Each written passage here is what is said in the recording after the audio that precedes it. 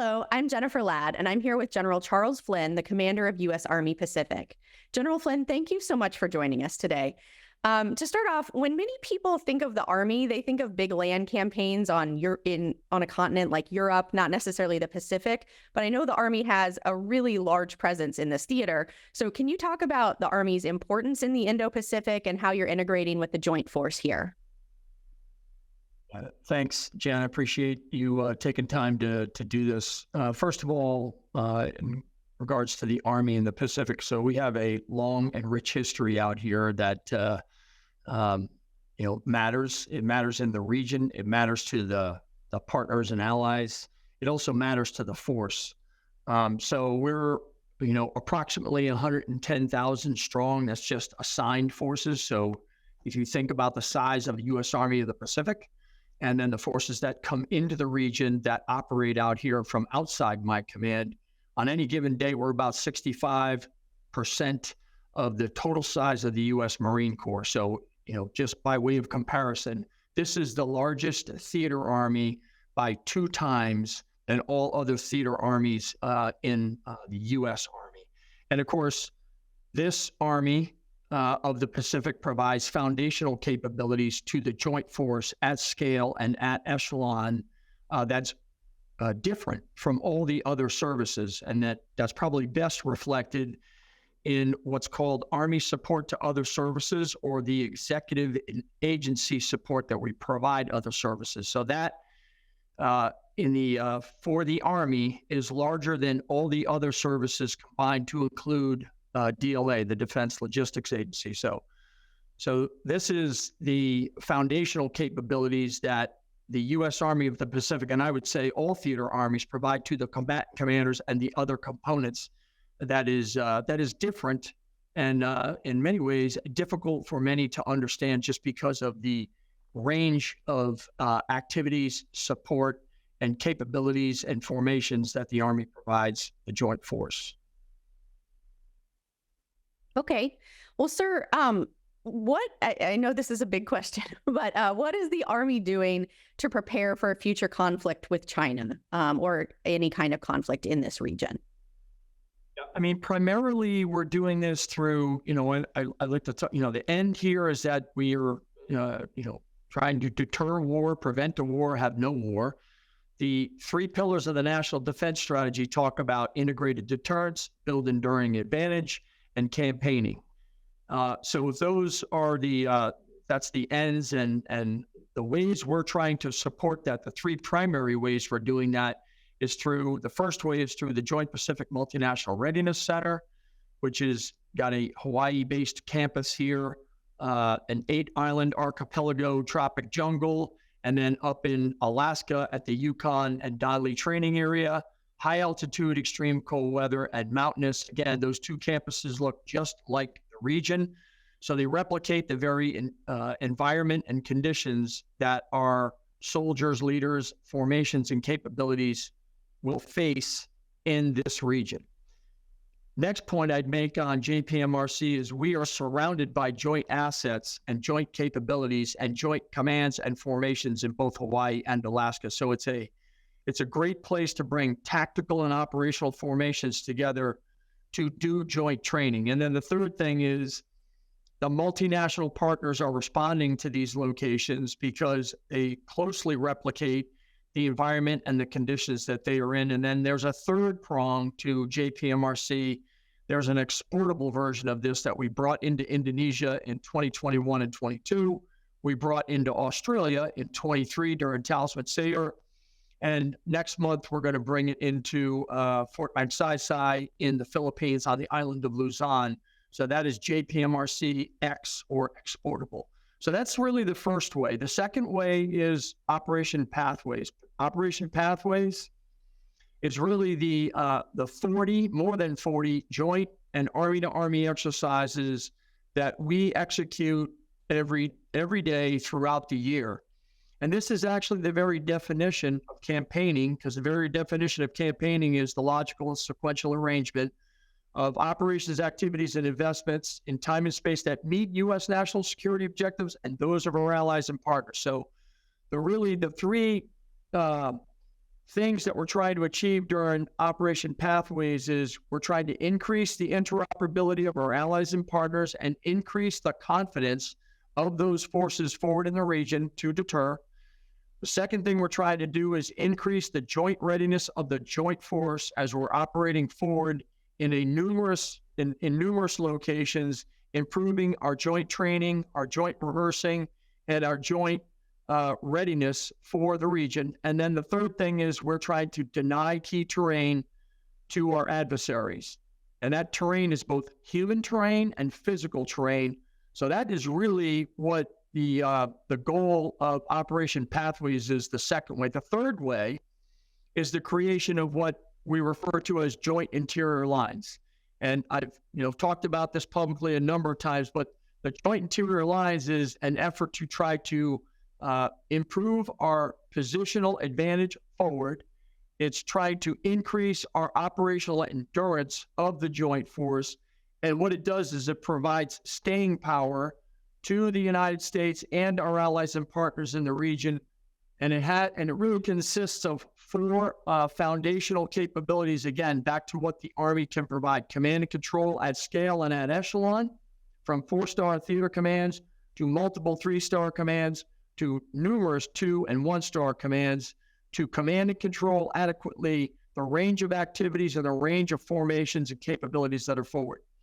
The second thing is sustainment, by putting our Army preposition stocks in Korea and Japan, and then the afloat assets that we have, and distributing those to what we call joint theater distribution centers in places like Guam, Japan, the Philippines, Australia, Singapore, and numerous other locations. We are trying to create a improved distribution of material support to not just the U.S., but to our allies and partners.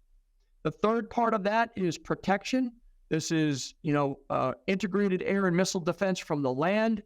It's engineering, mobility, counter-mobility, and survivability, and then also medical, to be able to protect our forces and protect our friends and allies. And then the last part of this is, of course, the ability for us to collect, to be able to understand, to see, sense, and make sense of actually what's going on. That's everything from multi-int collection to human-to-human interaction with our allies and partners. So 3 main ways: JPMRC to generate readiness, Operation Pathways to apply the readiness in the region, and then joint interior lines to create staying power and operational endurance for the joint force. Okay, well, and you wrote about those interior lines last year, actually, for Defense One in an op-ed.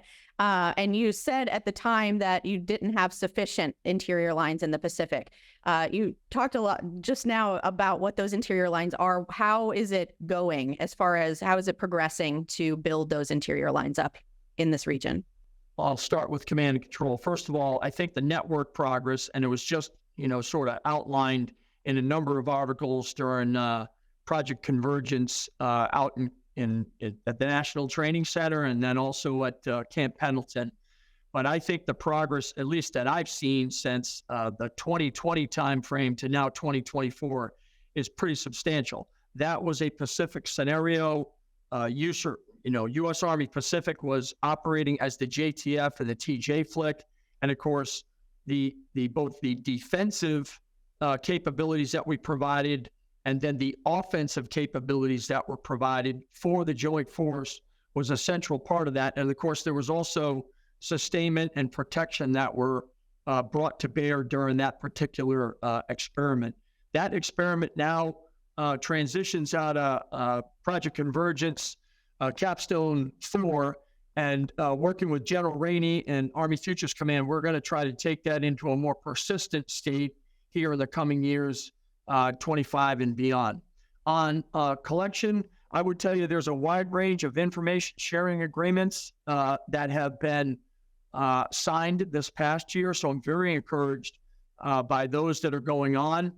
A good example is the Combined Information and Effects Fusion Center that first multi-domain task force has together with the Philippine military inside the Philippines to be able to do collection and to be able to take open source intelligence and be able to look, see, sense, and understand what's actually happening in the air littorals and the maritime littorals from the ground with the forces that are in the Philippines.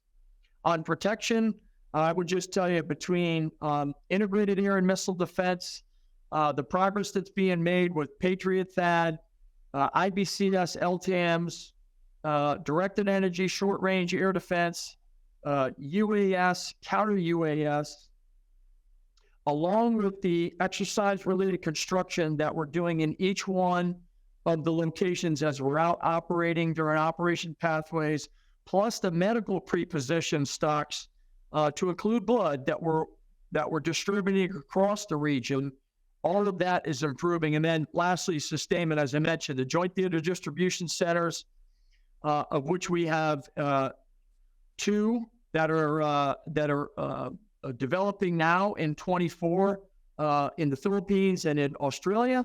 And then the locations that we already are continuing to build out in places like Guam, Palau, Singapore, and then distributing more material across Japan between what we already have in Korea and Japan, and then those assets afloat. So very encouraged by the C2 protection, sustainment, and collection gains that are being made on those interior lines. And again, why is that important? Positional advantage, operational endurance, and staying power for the network of allies and partners that exist here in the region for the joint force and for that multinational and combined force.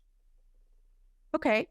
Now, in 2021, Secretary Wormuth laid out 5 things the Army will do in the Pacific, and one of them was using ground-based long-range fires to interdict enemy missiles, suppress enemy air defense, and provide counter-fires against mobile enemy targets. So I know you just mentioned a lot of different things and some of the different weapons. Can you talk a little bit about the ground-based long-range fires and sort of, it seems maybe a little bit obvious, but why it's important to have those in the Pacific and how everything's coming along? It's coming along quite well. So as you might recall, we activated the first battery of our mid-range capability last year. We've activated the second battery of our mid-range capability this year. And soon, and I don't want to say the date or the location, but the first battery is going to be deploying, I'll just say in 2024, into the region. As you're aware, the hypersonic long-range battery is established and it's still going through testing. So really encouraged about what First MDTF is doing there. We activated the third multi-domain task force here in Hawaii. That task force is building its multi-domain effects battalions and the task force headquarters. There is some work going on with third multi-domain task force with Australia and the UK, and I think I'm excited about the development of some of that work that will unfold in the coming months and years. And then, of course, we have been doing a range of incorporating, I'll say, anti-ship live fires across the region. Most of that, Jen, is being done when we're out rehearsing and operating during Operation Pathways, but there are live fires that we're doing at home station between here, Alaska, JBLM, working with the joint force to do that. And again, I think what we're doing is emphasizing the creation of those interior lines so that you can have maneuver and fires capabilities that are adequately command and controlled, adequately sustained, protected, and have an adequate arrangement to be able to see, sense, collect, and understand actually what's happening in the region, not just for the United States, but also to share that information with our allies and partners. Okay. Now, you've talked about the Joint Pacific Multinational Readiness Center, and I know you've been doing quite a lot of training out there and then some in Alaska as well. Could you talk about some of the recent rotations or some of the recent joint and multinational trainings that have been going on there, just kind of the, what that was and the importance of that, linking back to what you've already talked about? So again, I'll just highlight the fact that like training in Hawaii and Alaska allows us to be in the environment and under the conditions that most closely replicate the region. So again, surrounded by joint assets, multinational partners see the value of coming here. Candidly, it's cheaper for them to move here instead of going all the way back to places like Louisiana and California. So there's a cost benefit as well. JPMRC in Alaska that I was just at, largest yet ever, 15 nations. It included an infantry battalion task force from Canada. They actually brought Canadian CH-47s. The day we were there, the night prior, they did a 20-ship air assault in zero temperature. In the beginning of that, had 20 to 30 knot winds, and 3 of those CH-47s were in that U.S. formation with other CH-47s, Blackhawks, and Apaches. So again, very excited about that. And by the way, that was the first time that we put 11th Airborne Division as a division headquarters in the field, because they'll have a division level warfighter later this year. And then, of course, the exportable version, as I mentioned, this is helping to build capacity for our allies and partners. They're turning to the U.S. Army because many of them have been schooled in some of our schoolhouses, but they've also been to our combat training centers, and they know the value of establishing something like that in their own country. So the unity and collective commitment that we get out of that. And then, lastly, it has a deterrent effect, right? When the force is out operating forward like that, doing collective training, when you bring together 12 nations, 14 nations, 20 nations to do these various training exercises. So really, really, really important. Now, I know the Army, as a whole, one of the priorities is working on making command posts harder for an enemy to find, both physically and, I guess, electronically. So what are the difficulties of that in the Pacific, and how are you tackling that sort of hiding command posts in plain sight idea? Yeah, so a couple of ways, Jen. First, I'll point out that, I think we need to have an appreciation for when we're operating in another country, you're doing that, with the invitation and consent of those countries. So being able to take a big piece of terrain and set up a big command post, those days are long over. The environment and all of the environments out here, one of the things that's very difficult for this command is that you have to train and prepare forces to operate in a wide range of environments. If you've got a force up in the Himalayas at 9, 10, 11,000 feet, that's very different than in the jungles of Malaysia or Indonesia or the Philippines. And I think that allows us to do things that I'll just describe it as being able to have a scalable command post, have mobile command posts. We need to be able to hide within the clutter, because it's very difficult to find ground formations that are on the move or are able to mask their signatures. And then we have to have resilience, right? We have to have multiple command posts out there, and they have to be able to operate at the theater strategic level, the operational level, and then right down at the tactical level. And I think what we're learning out here is that distributed command and control network, and then the architecture and the mesh data fabric that we have to be able to share that amongst the joint force, we are learning a ton of lessons because the environment is just that. Now, kind of back to JPMRC, it is a great laboratory for us to be able to do that at home station, because in these 8 islands here across the Hawaiian Islands look just like a number of the archipelagos that exist in Southeast Asia, just like the Yukon and Dali training area look a lot like Northeast Asia and South Asia, particularly along the line of actual control between China and India and other countries. So again, great laboratory for us to discover, learn, and improve our readiness and our ability to match the right people, the right skills with the right equipment. Now, pivoting a little bit, the ships or the vessels that the U.S. sent to Gaza to build a floating pier are Army vessels, which I know may have surprised a couple of people who maybe didn't realize the Army even had ships or boats. And I know you did, U.S. Army Pacific did a similar operation as part of Talisman Sabre in Australia last summer. Can you talk about that, just how it works and the capabilities that are enabled by having these vessels? Yeah, so joint logistics over the shore and joint petroleum over the shore are actually part of that Army support to other services and executive agency role that we perform for the DoD. And so that's exactly what we did during Talisman Sabre. And it was the largest JLOTS demonstration that we had done in more than 2 decades. And if you match up the joint logistics over the shore with the joint petroleum over the shore that we had arranged in the northeastern and northern coast of Australia, that was probably the largest demonstration of both of those capabilities that we had done in a couple of decades. First of all, it's really, really important to rehearse these types of operations. They're critical sustainment operations that you have to do, again, at scale.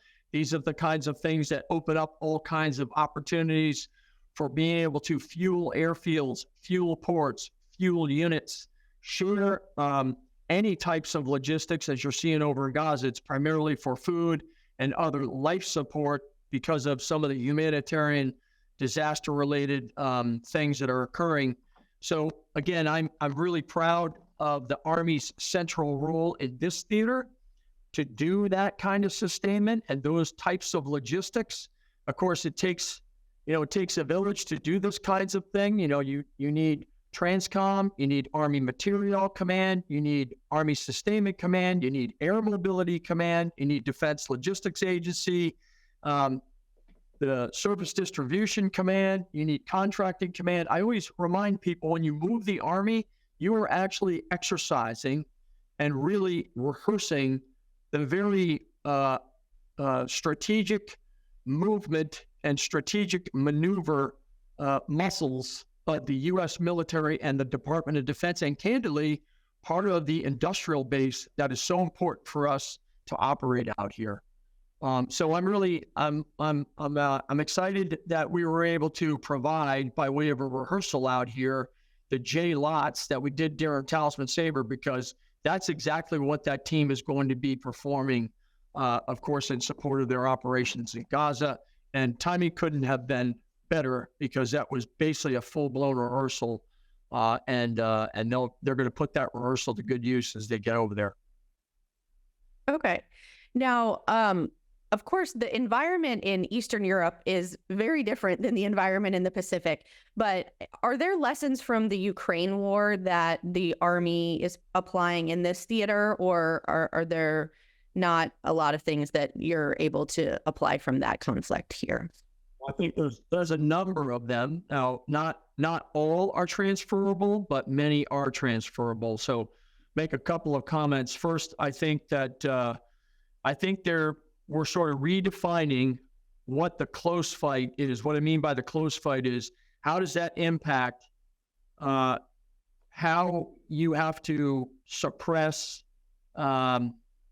other capabilities lethally or non-lethally, and what does that mean for training? So operating from the land and being able to deny, disrupt, destroy something in the air littoral and in the maritime littorals. And I think the distances that we're seeing and the effects that we're seeing from land-based forces that have anti-ship or cruise missiles, and then the ranges that loitering munitions have, loitering to either conduct reconnaissance, to do targeting, or to actually conduct an offensive operation.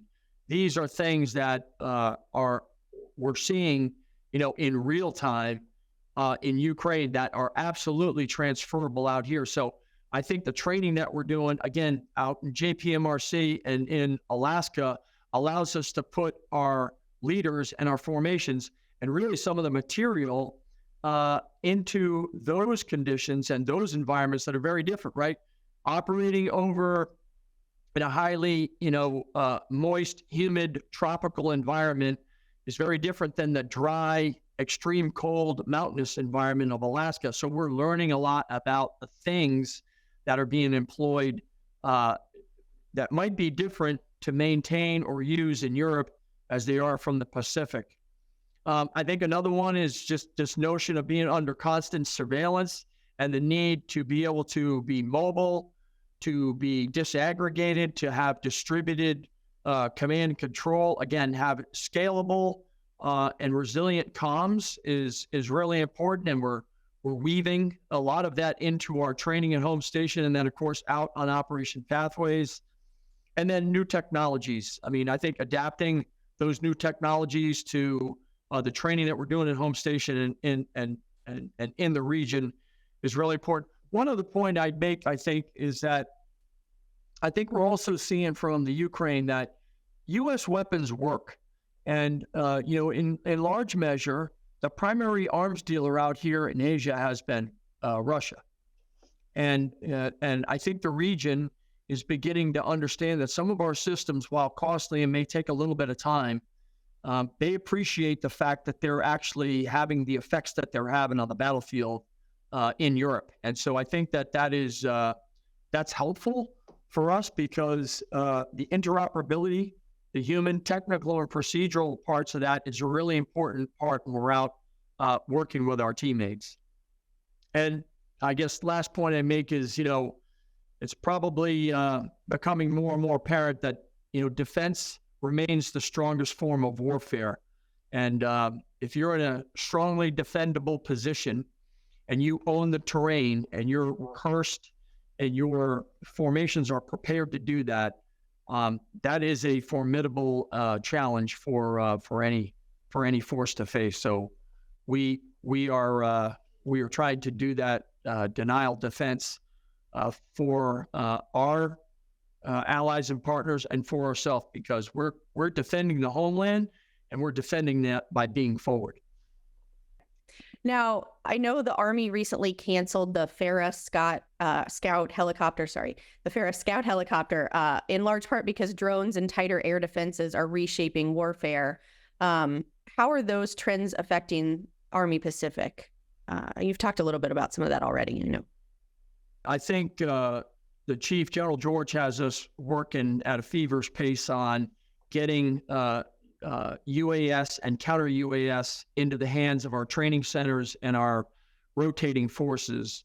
I think trying to push just as rapidly as we can AI applications so we can do the machine to human interface instead of machine to machine. We've got to get better at the human to machine interface, and trying to dial that in just as quickly as we can into our combat training centers, ours in the Pacific being JPMRC, is a really helpful way for us to do that. He refers to all of this as transforming in contact, and I think there's organizational changes that we're working on, and then also those technological spirals, I'll call them, or insertions into our training that are really, really helpful. A little bit of credit to the Army on what we're doing out here in the Pacific. Actually, I should say a lot of bit of credit to the Army on what we're doing out here. So I mentioned Army Futures Command and Project Convergence Capstone 4. That was a straight up Pacific scenario. TRADOC, they've changed their professional military education.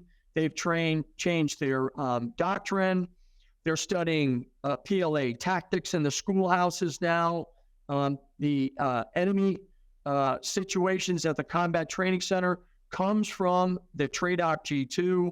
You go to Army Material Command, they just stood up a contested logistics cross-functional team or task force to focus on contested logistics. And then, of course, FORSCOM last year supported an emergency deployment readiness exercise in EDRI to Korea. So I guess the point I'm making is I'm very thankful of what the Army is doing and all the MACOMs are doing to get into a better stance for training, education, leader development, understanding the adversary and the threats, and just understanding the demands on land power, and the U.S. Army being the central element of the land power network across the Pacific. So just one more question, which is what else can we expect from U.S. Army Pacific in the year ahead? Any new programs or new tech or anything like that in the works? I know you're working on a lot of stuff. So what can we expect in the next year? I just tell you, that last piece, I'm really encouraged by a number of the initiatives that are underway at both headquarters, Department of the Army, and the major commands in support of what we're doing here. One other thing I did mention that I think is important, because we just finished 24 TAC 1 of the Unified Pacific War Games series. I think the Unified Pacific War Games series, and credit goes to headquarters, Department of the Army, for generating this, is that, when we're able to bring the joint teammates together, the interagency, and a host of other either geographical or functional combatant commands to have a campaign of learning through Unified Pacific, and doing that in partnership with the Department of the Navy through their Global War Games series, that is vital to us having this intellectual path to follow, so that we learn through this campaign of learning that is really buttressed by this wargaming effort. This last one also was open to Five Eyes. You saw at Project Convergence, you had Japan, you had Korea, you had a number of other countries there beyond Five Eyes that were participating. So I also think opening up our aperture and being more transparent with not just the allies and partners of the region, but the allies and partners in numerous regions, to be able to understand where we can all contribute to countering the incremental, insidious, and irresponsible behavior of the PLA. And I think that has an enormous value on what we're doing out here. So I'm excited about what we're doing in 24 and beyond. There's been a lot of great achievements in the last number of years, but we have a lot of interesting and exciting advances that are going to be made in the coming years, and largely because we do have to take the long view on this and focus our energy and efforts on preventing a war from happening here. We already have a limited regional war going on in Europe. We've got a limited regional war going on in the Middle East. The last thing that we can afford is to have another war out here in the Pacific. And we're doing everything we can to prevent that from happening. So again, Jen, thanks for your time today, and for giving us an opportunity to talk about the great things that are going on for the U.S. Army, from the U.S. Army, and for the U.S. Army of the Pacific, for Indo-PACOM and the region. Thanks. Well, thank you so much, General Flynn, for your time and for all of your insights today. We really appreciate it. Up next, Sam Scove will be back to talk with Major General David Gardner and Major General Kurt Taylor about how the Army is transforming its training.